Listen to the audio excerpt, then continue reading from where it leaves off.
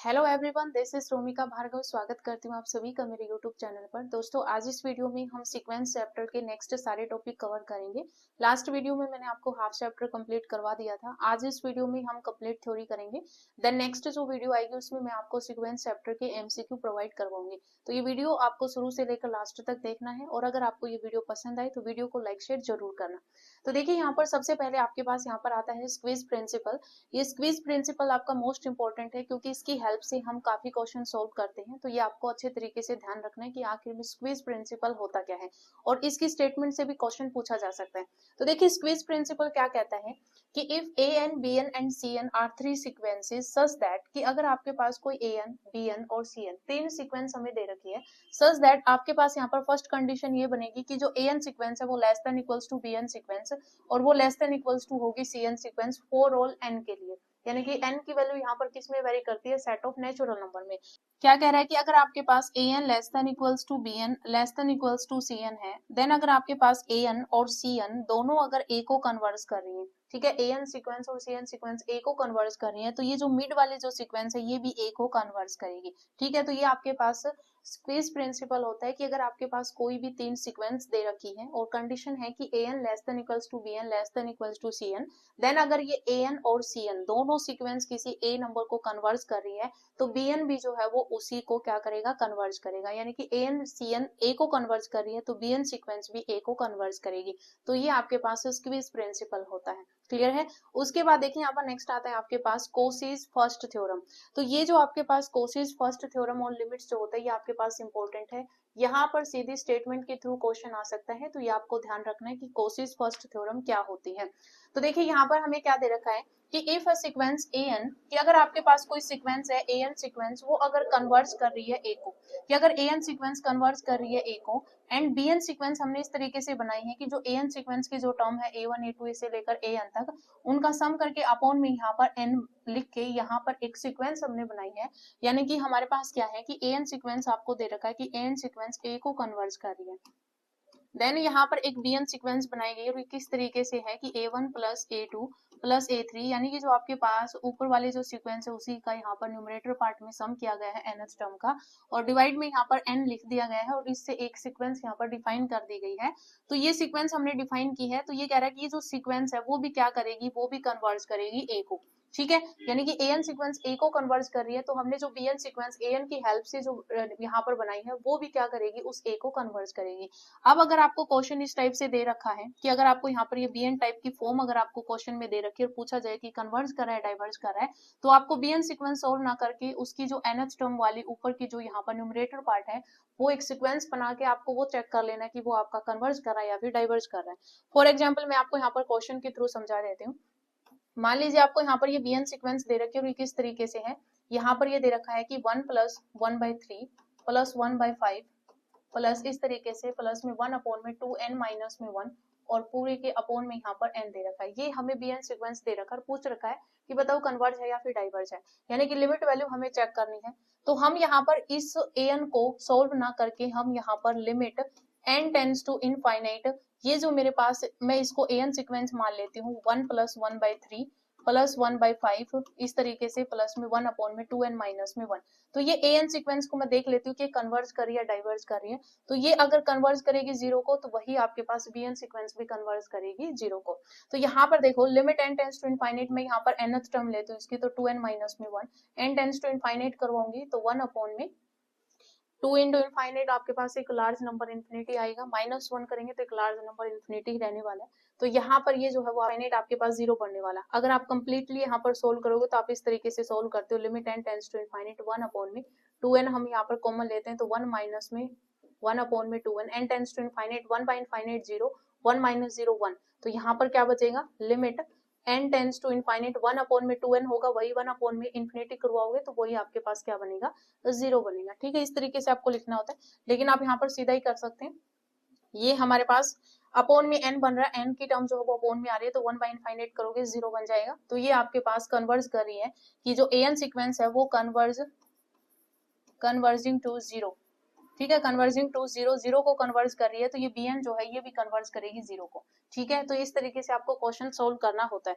तो ये आपके पास कोशीज फर्स्ट थ्योरम होती है। उसके बाद में यहाँ पर जो कोशी फर्स्ट थ्योरम है उसका एक नोट दे रखा है, और ये नोट कह रहा है कि ये आपके पास जो कन्वर्स होता है वो ऑलवेज ट्रू नहीं होता है। कहने का मतलब क्या है कि अगर आपके पास कोई ये bn सीक्वेंस दे रखी है और आपको कह रखा है कि bn सीक्वेंस कन्वर्ज कर रही है किसी a पॉइंट को, तो इसका मतलब ये जरूरी नहीं है कि ये जो ऊपर an सीक्वेंस है वो भी कन्वर्ज करे। ठीक है, यहाँ पर ये क्या था कि अगर an कन्वर्ज कर रही है a को तो ये bn सीक्वेंस जो है वो उस a को ही कन्वर्ज करेगी। लेकिन अगर हमें यहाँ पर ये bn सीक्वेंस दे रखी है कि ये कन्वर्ज कर रही है a को, तो जरूरी नहीं है कि an सीक्वेंस कन्वर्ज करे। मैं आपको एग्जांपल के थ्रू समझा देती हूँ। जैसे मान लीजिए मुझे यहाँ पर an सीक्वेंस दे रखी है, an सीक्वेंस मुझे यहाँ पर डिफाइन करके दे रखी है, ये क्या है, ये -1 की पावर n है। ठीक है, -1 की पावर क्या है, n है। तो आप यहाँ पर देख सकते हो ये आपके पास क्या है, एक ऑसिलेटरी सीक्वेंस है। क्या है, ऑसिलेटरी सीक्वेंस है। तो ये an सीक्वेंस हमारे पास ऑसिलेटरी सीक्वेंस है, यानी कि नॉट कन्वर्ज, ये आपके पास कन्वर्ज नहीं होती है। ठीक है, ये कन्वर्ज नहीं होती है।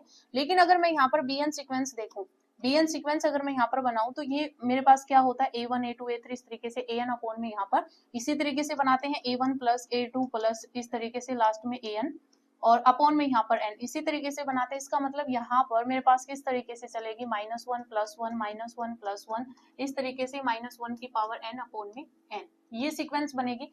अब एग्जैक्ट में आपके पास ये सीक्वेंस किस तरीके से वर्क करेगी, अगर मैं यहाँ पर इफ n इज ऑड, अगर मैं n यहाँ पर ओड लेती हूँ, ओड लेने का मतलब क्या, n की वैल्यू 1 पुट करूंगी तो मेरे पास यहाँ पर a1 अपॉन में n, यानी कि एक ही मेरे पास यहाँ पर टर्म आने वाली है a1 अपॉन में n वाली। ठीक है, तो ये मेरे पास a1 अपॉन में n वाली टर्म आने वाली है। तो इसका मतलब यहाँ पर a1 मेरे पास क्या है, -1 अपॉन में n हो जाएगा। तो जब भी आप यहाँ पर कोई भी n की वैल्यू यहाँ पर ओड लेते हो 1 3 5, तो आपके पास यहाँ पर जैसे मैं n की वैल्यू 3 लेती हूँ तो मेरे पास यहाँ पर 3 टर्म्स आएंगी, यहाँ पर -1 + 1 -1 अपॉन में n वाली, तो ये आपस में कैंसिल आउट हो जाएगा, -1/n बचेगा। इसका मतलब जब भी मैं n की वैल्यू ओड लेती हूँ तो ये मेरे पास -1/n आएगा। ठीक है, और इफ अगर मैं n की वैल्यू इवन लेती हूँ, n इज इवन, तो n की वैल्यू अगर मैं इवन लेती हूँ तो मतलब 2 टर्म्स आएंगी। इसका मतलब यहाँ पर 2 टर्म्स आएंगी, मतलब -1 + 1 अपॉन में n, तो ये कैंसिल आउट हो जाएगा, 0/n मेरे पास यहाँ पर 0 बनेगा। तो ये आपके पास जब भी आप इवन वैल्यू लोगे तो यहाँ पर सारा आपके पास क्या बनेगा, 0 बनेगा। तो मतलब आपके पास जब n की वैल्यू ओड है तो ये वैल्यू आ रही है, n की वैल्यू इवन है तो ये आ रही है। तो मैं लिमिट वैल्यू चेक करूंगी, तो limit n tends to infinite, even पे तो 0 हो रहा है, यहाँ पर मैं ओड पे चेक करूंगी तो -1/n आएगा। तो limit n tends to infinite to 1/इनफाइनाइट मेरे पास 0 बनेगा। तो ये भी मेरे पास क्या बन रहा है, 0 बन रहा है। तो इसका मतलब यहाँ पर जो bn सीक्वेंस है, ये मेरे पास क्या है, कन्वर्जिंग सीक्वेंस है, कन्वर्जिंग टू 0, ये 0 को कन्वर्ज कर रही है। ठीक है, ये क्या कर रही है, 0 को कन्वर्ज कर रही है। तो ये मैंने आपको कन्वर्स दिखाया कि bn सीक्वेंस कन्वर्ज कर रही है 0 को, लेकिन जो an सीक्वेंस है वो आपके पास नॉट कन्वर्ज है, वो कन्वर्ज नहीं है, वो एक ऑसिलेटरी सीक्वेंस है जो -1 और 1 के बीच में ऑसिलेट कर रही है। ठीक है, तो ये कन्वर्स होता है। तो कोशी फर्स्ट थ्योरम का कन्वर्स आपका ट्रू नहीं होता है। ठीक है, उसके बाद में देखिए यहाँ पर नेक्स्ट आपके पास ये क्रोलरी आप मान सकते हो कि ये जो आपके पास कोशी फर्स्ट थ्योरम वो इस तरीके से भी आपको डिफाइन की हुई मिल सकती है। ये क्रोलरी क्या कहती है कि अगर आपके पास कोई भी an सीक्वेंस है, कोई भी an सीक्वेंस वो अगर कन्वर्ज कर रही है a को, कि an सीक्वेंस जो है आपके पास एक पॉजिटिव सीक्वेंस है, पॉजिटिव टर्म की सीक्वेंस है, और ये कन्वर्ज कर रही है a 0 को, a 0 को कन्वर्ज कर रही है। देन अगर आप यहाँ पर एक bn सीक्वेंस बनाते हो, और ये bn सीक्वेंस किस तरीके से है, ये जो a1 सीक्वेंस है इन्हीं की टर्म्स का यहाँ पर मल्टीप्लीकेशन करके उसकी होल पावर 1/n करके इस तरीके से यहाँ पर bn सीक्वेंस बनाई गई। तो ये जो bn सीक्वेंस है वो भी क्या करेगी, कन्वर्ज करेगी a को, क्या करेगी, कन्वर्ज करेगी a को। तो ये आपको याद रखना, ये रिजल्ट आपसे पूछा जा सकता है। ठीक है, उसके बाद देखिए यहाँ पर नेक्स्ट आपके पास आता है यहाँ पर कोशीज सेकंड थ्योरम। ये भी आपके पास इंपॉर्टेंट है, यहाँ से भी स्टेटमेंट के थ्रू क्वेश्चन पूछा जा सकता है, तो ये आपको ध्यान रखना है।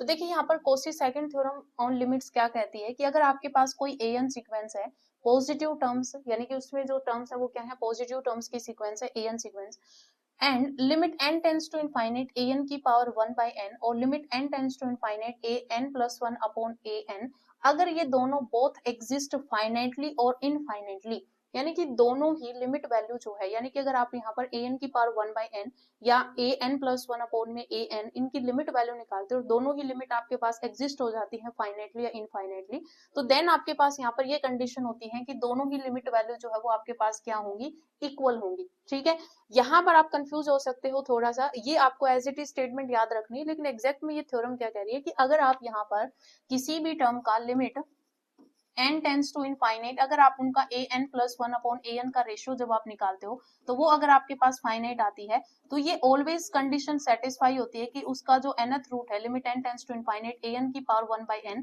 वो भी आपके पास जो है वो फाइनाइटली एग्जिस्ट हो जाता है या इनफाइनाइटली कुछ भी हो, कि अगर ये इनफाइनाइटली एग्जिस्ट हो रहा है तो ये भी इनफाइनाइटली, ये अगर फाइनाइटली हो रहा है तो ये भी आपके पास फाइनाइटली एग्जिस्ट होगा, ठीक है। लेकिन कन्वर्स इसका ट्रू नहीं होता है, कन्वर्स जो है वो इसका ऑलवेज ट्रू नहीं होता है। कन्वर्स में क्या होगा कि अगर आपके पास limit n tends to infinite an की होल पावर अगर l, यानी कि आपके पास एक फाइनाइट लिमिट आ जाती है, तो ये जरूरी नहीं है कि आपके पास फाइनाइट हो, ये आपके पास डज नॉट एग्जिस्ट भी हो सकता है, तो ये आपके पास इसका कन्वर्स होता है। मैं आपको एग्जांपल के थ्रू समझा देती हूँ। जैसे मुझे यहाँ पर मान लीजिए an सीक्वेंस मुझे यहाँ पर ये दे रखी है, an सीक्वेंस में मान लेती हूँ कि 2 की power minus n plus minus 1 की पावर n, ये मेरे पास एक an सीक्वेंस मुझे यहाँ पर दे रखी है, ठीक है। अब मैं यहाँ पर क्या करूंगी, an की पावर, इसका मैं nth रूट निकाल रही हूँ, तो ये मेरे पास क्या बनेगा 2 की पावर माइनस n प्लस में माइनस 1 की पावर n और पूरे की पावर यहाँ पर क्या हो जाएगी 1 बाई n, ठीक है। अब देखो यहाँ पर ये आपके पास पावर में जाएगा तो ये आपके अपोन में हो जाएगा इनके, तो मतलब ये क्या बनेगा 2 की पावर माइनस 1 प्लस में माइनस 1 की पावर n अपोन में यहाँ पर n बनेगा। अब मैं यहाँ पर limit n tends to infinite, limit n tends to infinite a n की पावर 1 बाई n करवाऊंगी, तो मेरे पास यहाँ पर क्या बनेगा, लिमिट वैल्यू लगा रही हूँ, तो limit n tends to infinite 2 की पावर माइनस 1 प्लस माइनस 1 की पावर n अपोन में n होगा, तो n टेंस टू इनफाइनाइट करवाऊंगी, ये टर्म आपके पास 0 बन जाएगी, 2 की पावर माइनस 1 यहाँ पर बचेगा और 2 की पावर माइनस 1 मेरे पास 1 बाई 2 होता है, यानी कि ये जो आपके पास है वो आपके पास फाइनाइटली एग्जिस्ट होगी लिमिट, ठीक है, फाइनाइटली एग्जिस्ट हो गई लिमिट कि a n की पावर 1 बाई n की लिमिट जो है वो फाइनाइटली एग्जिस्ट हो गई। तो आपको एक सीक्वेंस दे रखा है जिसका nth रूट जो है वो हमारे पास क्या आ रहा है, फाइनाइटली एग्जिस्ट आ रहा है, यानी कि फाइनाइटली एग्जिस्ट हो रही है लिमिट वैल्यू। लेकिन अगर मैं यहाँ पर a n प्लस 1 अपॉन में a n अगर उसका रेशियो निकालूं तो वो मेरे पास क्या बनेगा, अगर मैं यहाँ पर n की जगह पर a n प्लस 1 n की जगह पर n प्लस 1 यहाँ पर पुट करूंगी, प्लस में माइनस 1 की पावर n प्लस 1 बनेगा, अपॉन में मेरे पास यहाँ पर 2 की पावर माइनस n प्लस में माइनस 1 की पावर n हो जाएगा। बेस सेम है तो पावर ऊपर जाकर माइनस हो जाएगी, तो 2 की power minus n plus 1 plus में माइनस 1 की पावर n प्लस 1, ये माइनस का ऊपर जाकर प्लस का हो जाएगा तो प्लस का n हो जाएगा, ये प्लस का है तो माइनस का हो जाएगा ऊपर जाके, तो ये मेरे पास बनेगा। अब देखो यहाँ पर एग्जैक्ट में ये जो हमारे पास रेशियो आया है वो किस तरीके से वेरी करेगा, यहाँ पर इफ n इज ओड, कि अगर मैं n ओड ले रही हूँ, n इज ओड, तो ओड अगर मैं यहाँ पर वैल्यू लेती हूँ, अब देखो पहले इसको थोड़ा सा सोल्व कर लो, ये मेरे पास बनेगा क्या, तो देखो यहाँ पर 2 की पावर माइनस n माइनस 1 होगा, तो माइनस जो n आएगा वो इस n से कैंसिल आउट हो जाएगा, तो 2 की पावर यहाँ पर माइनस 1 आएगा, फिर प्लस में मेरे पास यहाँ पर माइनस 1 की पावर n प्लस 1 होगा और यहाँ पर माइनस की पावर माइनस 1 की पावर n होगा। तो अगर मैं n की वैल्यू ओड लेती हूँ तो मैं यहाँ पर एक 1 ही रख के देख लेती हूँ, n की वैल्यू 1 पुट करूंगी तो मेरे पास यहाँ पर ये क्या बनेगा, देखो 2 की पावर माइनस 1 फिर प्लस, यहाँ पर देखो n की वैल्यू मैं 1 पुट कर रही हूँ तो 2 बनेगा, माइनस 1 की पावर 2 आपके पास ये पॉजिटिव देगा, फिर यहाँ पर 1 रखेंगे तो नेगेटिव नेगेटिव पॉजिटिव हो जाएगा, तो ये मेरे पास यहाँ पर प्लस माइनस कैंसिल आउट हो जाएगा, 2 की पावर 1 यानी कि 2, यानी कि जब भी मैं यहाँ पर n की वैल्यू ओड रखूंगी तो मेरे पास ये वैल्यू 2 आने वाली है। और अगर मैं n की वैल्यू इवन रखूँ कि n इज इवन, अगर n मेरे पास इवन है तो मेरे पास यहाँ पर क्या बनेगा, यानी कि मैं n की जगह पर 2 पुट करके दिखा देती हूँ, तो 2 की पावर माइनस 1 की जगह पर 2 पुट करूंगी तो मेरे पास 3 बनेगा, यानी कि माइनस 1 रिजल्ट देगा, यहाँ पर 2 ये पॉजिटिव देगा तो माइनस 1 आ जाएगा, ओवरऑल आपके पास 2 की पावर माइनस 3 बनेगा, यानी कि 1 बाई 8 मेरे पास यहाँ पर आएगा। अब देखो जब मैं इसकी लिमिट वैल्यू चेक करूंगी तो limit n tends to infinite a n plus 1 upon में a n, तो यहाँ पर देखो ये आपके पास डज नॉट एग्जिस्ट आएगा। डज नॉट एग्जिस्ट क्यों आएगा, क्योंकि देखो जब मैं n ओड ले रही हूँ तो मेरे पास 2 आ रहा है, n इवन ले रही हूँ तो मेरे पास 1 बाई 8 वैल्यू देगा, तो मतलब लिमिट अगर एग्जिस्ट हो रही है इसका मतलब आपके पास एक फाइनाइट एक यूनिक लिमिट आती है, यहाँ पर आपके पास यूनिक लिमिट नहीं आ रही है, ओड पे आपके पास 2 आ रहा है, इवन पे 1 बाई 8 आ रहा है, तो ये आपके पास लिमिट वैल्यू जो है वो एग्जिस्ट नहीं करेगी। इसका मतलब अगर आपको कोई सिक्वेंस दे रखी है तो उसका जो nth रूट अगर आपके पास फाइनाइट आ रहा है तो वो जरूरी नहीं है कि उसका जो रेशियो है n plus 1 upon a n का वो आपके पास फाइनाइटली एग्जिस्ट हो, ठीक है। तो ये आपका कन्वर्स होता है कोशी सेकंड थ्योरम का, तो कन्वर्स आपका ऑलवेज ट्रू नहीं होता है, ठीक है। और आपके पास सीधी कॉची सेकंड थ्योरम क्या कहती है कि अगर आपके पास कोई सीक्वेंस है, उस सीक्वेंस का जो रेशियो है an+1/an, अगर ये फाइनाइटली या इनफाइनाइटली एग्जिस्ट हो रहा है तो उसका nth रूट ऑलवेज फाइनाइट या इनफाइनाइटली एग्जिस्ट होगा। लेकिन अगर सीक्वेंस का nth रूट आपके पास एग्जिस्ट हो रहा है फाइनाइटली या इनफाइनाइटली, तो जरूरी नहीं है कि उसकी जो रेशियो है सीक्वेंस की an+1/an वो आपके पास एग्जिस्ट हो, वो डज नॉट एग्जिस्ट भी हो सकती है, तो ये ऑलवेज ट्रू नहीं होता है। ठीक है, तो ये आपके पास कन्वर्स है कोशीज सेकंड थ्योरम का, तो ये आपको ध्यान रखना है। उसके बाद में नेक्स्ट आता है आपके पास मोनोटोनिक सीक्वेंस। अब ये देखिए, ये भी इंपॉर्टेंट है मोनोटोनिक सीक्वेंस। आपसे कोई सीक्वेंस देके ये पूछ लिया जाएगा कि बताओ ये मोनोटोनिकली इंक्रीजिंग है या डिक्रीजिंग है, तो ये आपको पता होना चाहिए कि आखिर में मोनोटोनिक सीक्वेंस क्या होती है। यहाँ पर नेक्स्ट आता है आपके पास मोनोटोनिक सीक्वेंस। अब आपको समझना है कि मोनोटोनिक सीक्वेंस क्या होता है। तो देखिए, फर्स्ट है आपके पास मोनोटोनिकली इंक्रीजिंग सीक्वेंस की डेफिनेशन कि अ सीक्वेंस an, आपके पास an sequence is said to be monotonically increasing, कि एक सीक्वेंस an सीक्वेंस है उसको आप मोनोटोनिकली इंक्रीजिंग सीक्वेंस बोलोगे इफ an+1 जो है वो ग्रेटर इज इक्वल्स टू में an हो। ठीक है, कहने का मतलब क्या है कि अगर मैं यहाँ पर n की वैल्यू 1 पुट करती हूँ तो मेरे पास यहाँ पर क्या आएगा कि जो a2 टर्म है वो बड़ी या इक्वल होनी चाहिए किसके, a1 से। ठीक है, अगर मैं n की वैल्यू 2 पुट करूंगी तो a3 जो है वो ग्रेटर इक्वल्स टू में यहाँ पर a2 आएगा। इस तरीके से कंडीशन बनेगी। जैसे मान लीजिए मैं यहाँ पर एग्जांपल के थ्रू बता देती हूँ मोनोटोनिकली इंक्रीजिंग सीक्वेंस। मैं यहाँ पर एक सीक्वेंस लिख रही हूँ, जैसे मैंने यहाँ पर लिखा 1 1 2 2, फिर मैंने लिखा 3 3, फिर मैंने लिखा 4 4, इस तरीके से सीक्वेंस जा रही है। तो ये आपके पास मोनोटोनिकली इंक्रीजिंग सीक्वेंस है। फर्स्ट टर्म और सेकंड टर्म इक्वल है, लेकिन थर्ड टर्म जो इससे बड़ी है, फिर फोर्थ की इक्वल है, यानी कि इक्वल की कंडीशन भी है, और फिर आगे की टर्म जो वो बड़ी भी हो रही है। तो ये आपके पास इंक्रीजिंग सीक्वेंस है। क्या है ये? इंक्रीजिंग सीक्वेंस है, तो ये आपको ध्यान रखना है। लेकिन अगर आप स्ट्रिक्टली इंक्रीजिंग की बात करें तो यहाँ पर ये इक्वल का जो साइन है वो आपके पास जो है वो नहीं लगता है, सीधा आ जाता है आपके पास an+1 ग्रेटर होता है an से। तो ये आपके पास स्ट्रिक्टली इंक्रीजिंग होता है। क्या होता है? ये आपके पास स्ट्रिक्टली इंक्रीजिंग होता है, स्ट्रिक्टली इंक्रीजिंग होता है। तो ये आपको ध्यान रखना है। जैसे अगर मैं सीक्वेंस लेती हूँ, ये n सीक्वेंस ले ली, तो ये मेरे पास 1 होगा, 2 होगा, 3 होगा, 4 होगा, इस तरीके से। तो ये स्ट्रिक्टली इंक्रीज कर रहा है। आपके पास यहाँ पर कोई 2 टर्म इक्वल नहीं आ रही है, 3 टर्म इक्वल नहीं आ रही है, तो मतलब इस तरीके से आपके पास ये स्ट्रिक्टली इंक्रीजिंग, यानी कि हर टर्म जो वो बढ़ती जा रही है। ठीक है, तो यहाँ पर इक्वल का साइन जो है वो नहीं लगता है स्ट्रिक्टली इंक्रीजिंग में, और जो मोनोटोनिकली इंक्रीजिंग होता है उसमें इक्वल का साइन आता है। बस ये आपको नोट करना है। तो जब भी आपको सीक्वेंस में पूछा जाए कि मोनोटोनिकली इंक्रीजिंग है या फिर डिक्रीजिंग है, तो आपको चेक करना होता है। आपको क्या करना है? आपको चेक कर लेना है कि an+1 जो सीक्वेंस दे रखी है उसकी आपको n+1, n की जगह पर n+1 पुट करके वो सीक्वेंस बना लेने, उसमें से an को सब्सट्रैक्ट कर देना है। वो आपको देखना है ग्रेटर इक्वल्स टू 0 है या फिर नहीं है। तो अगर आपके पास वो ग्रेटर इक्वल टू 0 आ जाता है तो वो मोनोटोनिकली इंक्रीजिंग सीक्वेंस होती है। ठीक है, उसके बाद में सेकंड आता है आपके पास डिक्रीजिंग सीक्वेंस का, कि अगर आपके पास कोई सीक्वेंस है an sequence is said to be monotonically decreasing, उसको हम क्या बोलेंगे? मोनोटोनिकली डिक्रीजिंग बोलेंगे इफ आपके पास an+1 जो है वो less than equals to an आ जाए। क्या है यहाँ पर? an+1 सीक्वेंस जो है वो less than equals to an आ जाए, तो ये मेरे पास मोनोटोनिकली डिक्रीजिंग होता है। लेकिन अगर स्ट्रिक्टली पूछा जाए तो an+1 लेस आ जाएगा an से, तो ये आपके पास स्ट्रिक्टली डिक्रीजिंग हो जाएगा। ठीक है, डिक्रीजिंग, स्ट्रिक्टली डिक्रीजिंग सीक्वेंस। ठीक है, तो ये आपको नोट करना है। यहाँ पर बस इक्वल का साइन नहीं लगता है। सेम स्ट्रिक्टली इंक्रीजिंग में भी इक्वल का साइन नहीं आता, सेम स्ट्रिक्टली डिक्रीजिंग में भी इक्वल का साइन नहीं आता है। तो ये आपको यहाँ पर नोट करना है। जैसे मैं आपको यहाँ पर एग्जांपल बताऊं, जैसे मैंने यहाँ पर एक सीक्वेंस ली, 1 हो गया, फिर 1 हो गया, फिर मेरे पास 1/2 1/2, फिर 1/3 1/3, तो यहाँ पर इक्वल की कंडीशन आ रही है, मतलब यहाँ पर ये आपके पास मोनोटोनिकली डिक्रीजिंग सीक्वेंस है। लेकिन इसी जगह पर अगर मैं यहाँ पर लिख देती हूँ 1/n सीक्वेंस हो गई, 1/n सीक्वेंस है, ये जो सीक्वेंस है ये आपके पास स्ट्रिक्टली है।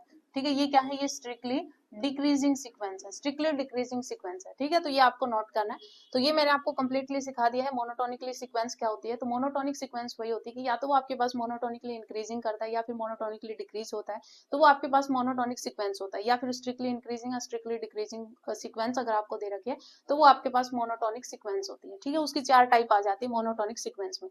उसके बाद देखिए नेक्स्ट आपके पास यहाँ पर आता है, तो यहाँ पर स्ट्रिक्टली डिक्रीजिंग की ही डेफिनेशन लिखी हुई है कि अगर आपके पास कोई सीक्वेंस है an सीक्वेंस, उसको हम स्ट्रिक्टली मोनोटोनिकली डिक्रीजिंग सीक्वेंस बोलेंगे if an+1 less than an आ जाए, for all n belongs to natural number. ठीक है, यहाँ पर फिफ्थ पॉइंट क्या दे रखा है कि अगर आप मोनोटोनिक सीक्वेंस की अगर बात कर रहे हो तो 1 से लेकर 4 तक जो मैंने आपको डेफिनेशन बताई है कि मोनोटोनिकली इंक्रीजिंग, फिर मोनोटोनिकली डिक्रीजिंग, फिर मोनोटोनिकली स्ट्रिक्टली इंक्रीजिंग या फिर स्ट्रिक्टली डिक्रीजिंग, तो इनमें से कोई भी एक कंडीशन अगर आपके पास बन रही है तो वो आपके पास मोनोटोनिक सीक्वेंस होती है, तो ये आपको ध्यान रखना है। उसके बाद में यहाँ पर ये एग्जांपल मैंने आपको बताया था, ये आपके पास स्ट्रिक्टली इंक्रीजिंग सीक्वेंस का है, ये सॉरी मोनोटोनिकली इंक्रीजिंग सीक्वेंस का है, n हो गया, n स्क्वायर हो गया, 2 रेज़ टू पावर n हो गया, ये आपके पास स्ट्रिक्टली मोनोटोनिकली इंक्रीजिंग सीक्वेंस है। स्ट्रिक्टली है यानी कि आपके पास कोई दो टर्म आपके पास इक्वल नहीं आ रही है, पर दो इक्वल आ रही है, ये दो इक्वल आ रही है, दो इक्वल आ रही है, इक्वल का साइन जिसमें आ जाता है तो वो मोनोटोनिकली इंक्रीजिंग या फिर डिक्रीजिंग आता है। यहाँ पर ये डिक्रीज हो रही है तो मोनोटोनिकली डिक्रीजिंग है, यहाँ पर दो इक्वल आ रहे हैं लेकिन इंक्रीज होती जा रही है तो मोनोटोनिकली इंक्रीजिंग है। उसके बाद में यहाँ पर ये 1/n हो गया, 1/n स्क्वायर हो गया, 1/2 रेज़ टू पावर n हो गया, ये आपके पास डिक्रीजिंग सीक्वेंस है। क्या है? डिक्रीजिंग सीक्वेंस है, लेकिन कैसी? तो स्ट्रिक्टली डिक्रीजिंग है। ठीक है, तो 1/n हो गया सीधा। अगर आपको पूछा जाए तो ये आपके पास कुछ स्टैंडर्ड एग्जांपल है जिसका आपको पता होना चाहिए। 1/n अगर आपको सीधा दे दिया जाए एग्जाम में तो वहां पर आप करके थोड़ी देखोगे, n की वैल्यू वेरी थोड़ी करवाओगे, वहां पर आपको पता है ये आपके पास स्ट्रिक्टली डिक्रीजिंग सीक्वेंस है। ठीक है, तो ये आपको नोट करना है। उसके बाद में यहाँ पर जैसे हमें सीक्वेंस दे रखा -1 की पावर n और एक सीक्वेंस हमें दे रखी -1 की पावर n इंटू 1/n, तो ये जो सीक्वेंस होती है वो ना तो इंक्रीजिंग है और ना ही ये आपके पास डिक्रीजिंग है, क्योंकि ये ऑसिलेट करती है, तो ये ना तो इंक्रीजिंग होती है ना ही डिक्रीजिंग होती है। तो आपको ध्यान रखना है कि जो ऑसिलेटरी सीक्वेंस होती है वो आपके पास ना तो मोनोटोनिकली इंक्रीजिंग होती है ना ही वो डिक्रीजिंग होती है, यानी कि वो मोनोटोनिक सीक्वेंस नहीं होती है। ठीक है, उसके बाद में यहाँ पर नेक्स्ट रिजल्ट हमें दे रखे हैं, रिजल्ट देख लीजिए। तो देखिए यहाँ पर ये रिजल्ट्स क्या कहते हैं, इंपॉर्टेंट रिजल्ट है, यहाँ पर स्टेटमेंट बन सकती है। क्या कह रहे हैं? फर्स्ट है कि मोनोटोनिकली इंक्रीजिंग सीक्वेंस an, कि अगर आपके पास कोई मोनोटोनिकली इंक्रीजिंग सीक्वेंस है an जो बाउंडेड अबो है, क्या है? बाउंडेड अबो है, यानी कि अगर आपके पास कोई सीक्वेंस है और वो इंक्रीज हो रही है और बाउंडेड अबो है, इसका मतलब क्या है कि अगर आपके पास एक ऐसा नंबर एग्जिस्ट हो जाता है जिससे आप कंप्लीट जो सीक्वेंस के एलिमेंट्स है उनको आप क्या दिखा पा रहे हो? छोटा दिखा पा रहे हो। जैसे यहाँ पर ये an सीक्वेंस, ये जो इसकी टर्म है उसको मैं an से नाम दे देती हूँ। मान लीजिए ये an सीक्वेंस है, इसकी जो टर्म्स है उनको मैं यहाँ पर an से नाम दे रही हूँ, तो इसकी जितनी भी टर्म्स है तो वो मान लीजिए वो किसी कैपिटल K, मैं यहाँ पर ले रही हूँ, किसी कैपिटल K से क्या आ रही है? लेस देन इक्वल की कंडीशन बन रही है, तो ये आपके पास जो सीक्वेंस है वो बाउंडेड अबो सीक्वेंस है। तो मतलब यहाँ पर अपर बाउंड आपका एग्जिस्ट कर रहा है, तो ये कह रहा है कि जो सीक्वेंस है वो कन्वर्ज करेगी, क्या करेगी? कन्वर्ज करेगी उस सुप्रीमम वैल्यू को, यानी कि उस k को यहाँ पर कन्वर्ज करेगी। तो यहाँ पर सिर्फ वर्डिंग में लिखा हुआ है कि अगर आपके पास कोई मोनोटोनिकली इंक्रीजिंग सीक्वेंस है an sequence which is bounded above, इसका मतलब अपर बाउंड उसका एग्जिस्ट कर रहा है, तो वो जो सीक्वेंस है वो कन्वर्ज करेगी उसकी लिस्ट अपर बाउंड पे, यानी कि उसका जो अपर बाउंड में जो सबसे छोटा जो सुप्रीमम वैल्यू होती है उसको क्या करेगी? उसको कन्वर्ज करेगी।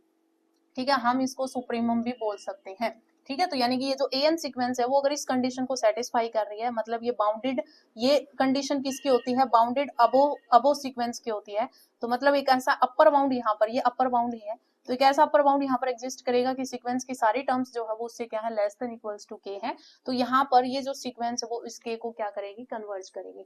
उसके बाद सेम सेकंड है कि अगर आपके पास कोई मोनोटोनिकली डिक्रीजिंग सीक्वेंस है और आपके पास वो बाउंडेड बिलो सीक्वेंस है, मतलब कि आपके पास कोई सीक्वेंस बढ़ती हुई जा रही है, मतलब यहाँ पर ये सीक्वेंस का लोअर बाउंड एग्जिस्ट हो गया और ये सीक्वेंस बढ़ती हुई जा रही है, तो ये जो लोअर बाउंड है वो जो सीक्वेंस है वो उस ग्रेटेस्ट लोअर बाउंड को क्या करेगी? ग्रेटेस्ट लोअर बाउंड को कन्वर्ज करेगी। ठीक है, तो अगर आपके पास बाउंडेड अबो सीक्वेंस है तो वो जो सीक्वेंस है वो उसके सुप्रीमम को कन्वर्ज करेगी, और अगर कोई सीक्वेंस बाउंडेड बिलो है तो उस सीक्वेंस, वो जो सीक्वेंस है वो कन्वर्ज करेगी उसके इनफीमम को। ठीक है, तो यहाँ पर ये जो ग्रेटेस्ट लोअर बाउंड है इसको हम इनफीमम भी बोलते हैं। क्या बोलते हैं? इनफीमम बोलते हैं। ठीक है, तो ये आपको याद रखना है। उसके बाद देखिए यहाँ पर नेक्स्ट रिमार्क क्या कहता है, रिमार्क में है कि every bounded monotonic sequence is convergent, कि अगर आपके पास कोई भी मोनोटोनिक सीक्वेंस दे रखी है और वो अगर बाउंडेड है, तो कोई भी बाउंडेड मोनोटोनिक सीक्वेंस है तो वो हमेशा क्या होती है? कन्वर्जेंट होती है, तो ये याद रखना है। थर्ड क्या कह रहा है कि एवरी मोनोटोनिकली इंक्रीजिंग सीक्वेंस, कि अगर आपके पास कोई भी मोनोटोनिकली इंक्रीजिंग सीक्वेंस है और अनबाउंडेड अबो है, क्या है? अनबाउंडेड अबो। जैसे यहाँ पर मोनोटोनिकली इंक्रीजिंग सीक्वेंस है, जैसे यहाँ से स्टार्ट हुई और ये चल रही है चल रही है चल रही है, लेकिन यहाँ पर इन्फिनिटी की तरफ जा रही है, तो इसका मतलब कि यहाँ पर कोई भी एक ऐसा नंबर के आप एग्जिस्ट नहीं करवा पा रहे जिससे सारी सीक्वेंस की टर्म्स को आप छोटा दिखा पाओ, मतलब अनबाउंडेड अबोव है। अनबाउंडेड अबोव है इसका मतलब वो जो सीक्वेंस है वो डाइवर्ज करेगी प्लस इन्फिनिटी को, ठीक है। उसके बाद में फोर्थ कह रहा है कि every monotonically decreasing sequence unbounded below, वो क्या है, अनबाउंडेड बिलो है। मैंने आपको अनबाउंडेड अबोव बिलो सारी डेफिनेशंस करवाई हुई है, तो वो आपके पास क्या है, अनबाउंडेड बिलो है, तो वो डाइवर्ज करेगी माइनस इन्फिनिटी को, यानी कि आपके पास ये सीक्वेंस चल रही है और माइनस इन्फिनिटी की तरफ जा रही है, तो मतलब आप यहाँ पर एक ऐसा कोई भी छोटा एलिमेंट्स एग्जिस्ट नहीं करवा पा रहे जिससे इस सीक्वेंस की सारी टर्म्स को आप बड़ा दिखा सको। तो वो आपके पास क्या होता है कि वो आपके पास अनबाउंडेड बिलो सीक्वेंस होती है। तो यहाँ पर कोई भी एक ऐसा नंबर एग्जिस्ट ही नहीं होगा जिससे आप सारी सीक्वेंस की टर्म्स को बड़ा दिखा पाओ, इसलिए ये जो है वो अनबाउंडेड बिलो सीक्वेंस होती है। तो ये कह रहा है कि अगर वो माइनस इन्फिनिटी की तरफ जा रहा है तो आपके पास वो जो सीक्वेंस है वो डाइवर्ज करेगी माइनस इन्फिनिटी को, ठीक है। तो ये रिमार्क आपको याद रखनी। उसके बाद देखिए यहाँ पर नेक्स्ट रिमार्क कह रहा है कि अगर आपके पास कोई मोनोटोनिक सीक्वेंस है, कि कोई भी मोनोटोनिक सीक्वेंस है, तो वो या तो आपके पास कन्वर्ज करेगी या फिर वो डाइवर्ज करेगी। कि monotone sequence is either convergent और डाइवर्जेंट, यानी कि अगर मोनोटोनिक सीक्वेंस है तो वो या तो कन्वर्ज करेगी या फिर डाइवर्ज करेगी, वो कभी भी ऑसिलेट नहीं करेगी। तो यही आपके पास थ्योरम है, इंपॉर्टेंट है, स्टेटमेंट बन सकती है, ठीक है। तो अगर आपके पास कोई मोनोटोनिक सीक्वेंस है, आपको पता है कि वो सीक्वेंस क्या है, मोनोटोनिक सीक्वेंस, जैसे यहाँ पर 1/n सीक्वेंस, आपको पता है ये डिक्रीजिंग सीक्वेंस है, मोनोटोनिक डिक्रीज सीक्वेंस है, स्ट्रिक्टली डिक्रीजिंग सीक्वेंस है, तो इसका मतलब ये जो है वो कन्वर्ज जीरो हो रहा है, ठीक है। ये क्या है, कन्वर्ज टू जीरो है। तो अगर ये कन्वर्ज कर रहा है जीरो को, इसका मतलब ये कन्वर्ज कर रहा है, ठीक है। अगर आपके पास यहाँ पर जैसे ये सीक्वेंस है n, ये स्ट्रिक्टली इंक्रीजिंग है, स्ट्रिक्टली क्या है, इंक्रीजिंग है, इसका मतलब ये सीक्वेंस जब हम लिमिट वैल्यू निकालते हैं, limit n tends to infinite, तो ये इन्फिनिटी को अप्रोच करती है, तो मतलब ये सीक्वेंस आपके पास डाइवर्ज है प्लस इन्फिनिटी को। तो अगर आपके पास कोई मोनोटोनिक सीक्वेंस है तो वो कन्वर्ज या डाइवर्ज करेगी, वो ऑसिलेट कभी नहीं करेगी। बस आपको यही रिजल्ट याद रखना है कि monotonic sequence is never oscillatory, कि एक मोनोटोन सीक्वेंस जो वो कभी भी ऑसिलेट नहीं करती, ठीक है। उसके बाद में आता है नेस्टेड सीक्वेंस, ये आपके पास इंपॉर्टेंट है। अब देखिए ये जो नेस्टेड सीक्वेंस है, ये जो नेस्टेड सीक्वेंस है, इसकी यहाँ पर ये तो डेफिनेशन है। ये सीक्वेंस क्या कह रही है कि अगर आपके पास कोई भी एक सीक्वेंस है इंटरवल्स का, कि a sequence of intervals in is said to be nested if either, कि अगर आपके पास कोई भी in क्या है, वो सीक्वेंस बना रखी है इंटरवल्स की, और यहाँ पर इंटरवल ध्यान रखना आपके पास क्लोज्ड इंटरवल होता है। तो अगर आपने हम फर्स्ट इंटरवल लिया, वो आपका सबसेट है I2 का, वो सबसेट बन जाए I3 का, इस तरीके से चलता रहे, या फिर आपके पास इस तरीके से बन जाए कि I1 के अंदर कंटेन हो जाए I2, I2 के अंदर कंटेन हो जाए I3, I3 के अंदर कंटेन हो जाए I4, इस तरीके से। तो मतलब ये आपके पास इंटरवल की सीक्वेंस दे रखी है, तो वो आपके पास नेस्टेड सीक्वेंस होती है। क्या होती है, नेस्टेड सीक्वेंस होती है। तो ये डेफिनेशन आपको एज इट इज याद रखनी है। अब यहाँ पर ये जो नेस्टेड इंटरवल प्रॉपर्टी है, ये मोस्ट इंपॉर्टेंट है, यहाँ से सीधी स्टेटमेंट बन सकती है। अब ये जो नेस्टेड इंटरवल प्रॉपर्टी है, इसको कैंटर इंटरसेक्शन थ्योरम भी बोलते हैं, ठीक है, कैंटर इंटरसेक्शन थ्योरम भी बोलते हैं। मैंने आपको जब सीक्वेंस इन मीट्रिक स्पेस का चैप्टर आपको करवाया था, क्योंकि मीट्रिक स्पेस रियल एनालिसिस का ही पार्ट होता है, तो जो सीक्वेंस इन मीट्रिक स्पेस मैंने आपको पढ़ाया था, उसमें भी मैंने आपको कैंटर्स इंटरसेक्शन थ्योरम मैंने आपको पढ़ाई थी।